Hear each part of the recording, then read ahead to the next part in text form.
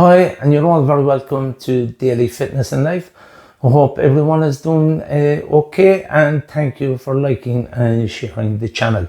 So today I just like to speak about sometimes when people come to me for training, they can lose motivation very quickly because things aren't going as fast as what they might expect.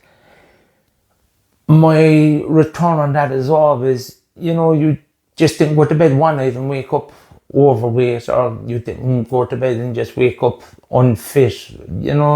That took a period of time, and over that period of time, it was kind of gradual that, you were eating probably foods that weren't great for you and probably lack of exercise. And whatever the reason being for that, that's okay. That's okay. The fact that you've tuned in here and that you're looking to do something about it and that you're looking to kind of get into a positive mode, then the journey of 1,000 miles begins with the first step. So first thing I'd always say to you is be kind to yourself.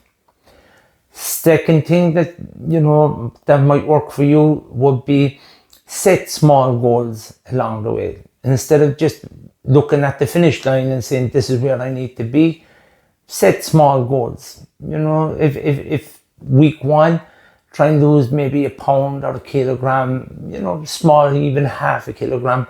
Set small goals so that when you get to them, then when you've reached them, that's a sense of, that's a sense of accomplishment.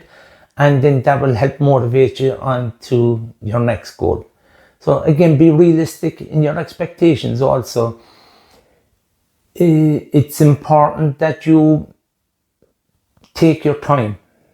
That's the one big thing there that goes against people, is that they expect miracles overnight. And for the first few weeks that they're losing maybe a stone and half a stone and all that type of stuff. And a lot of that at the beginning, can be just water weight. So it's not actual fat that you're losing.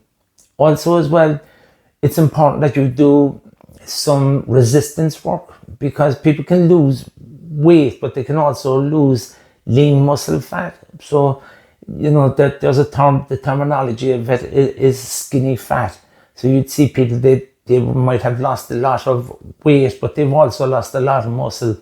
And aesthetically, their body, it's they're not in great shape really, even though they've lost all this weight, but they've also lost all the muscle mass with it. So it's important when you go on, shall we say, a fat loss journey, that it's important that the most important thing there won't be cardio, but that it will be resistance work.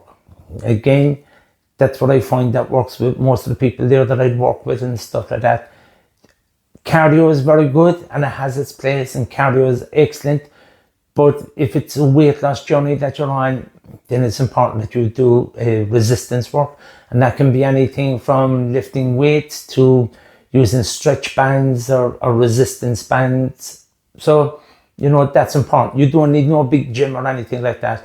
Everything that you need is your hands and your legs there and your own body weight there. That will do. So again, be kind to yourself. Start gradually, take it goal by goal, set small goals, reach them, then set the next goal. And before you know it, there is no finish line.